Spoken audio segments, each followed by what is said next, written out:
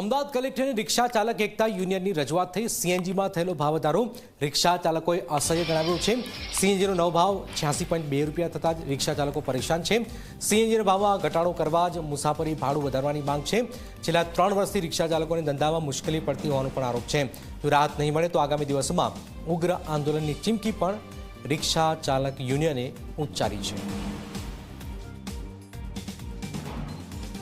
અમદાવાદ રિક્ષા ચાલક એકતા યુનિયન એ રિક્ષા ચાલકો સાથે કલેક્ટર ઓફિસે આવેદનપત્ર આપવા માટે પહોંચ્યા અને ત્યાં સીધી રજૂઆત એ કરવામાં આવી કે જે અલગ અલગ મુદ્દા તેમાં સમાવેશ થાય છે જે ઘણા સમયથી એ ચાલી રહ્યા હતા। એ મુદ્દા શું છે એ વિશે વાત કરીશું યુનિયનના પ્રમુખ સાથે।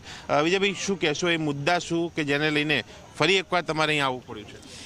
રિક્ષા ચાલકો હેરાન પરેશાન છે, ખાસ કરીને સીએનજી ગેસને લઈને। સીએનજી ગેસનો ભાવ વધારો 4 તારીખે ₹1.50 વધારો થયો હતો અને ગઈકાલે ₹2.25, એટલે 4 રૂપિયાનો ભાવ વધારો થયો છે, જે અસહ્ય કહેવાય। રિક્ષા ચાલક રોજ કમાઈને રોજ ખાનાર વર્ગ છે, તો એને સીએનજી ગેસનો ભાવ વધારો અસહ્ય નડી રહ્યો છે।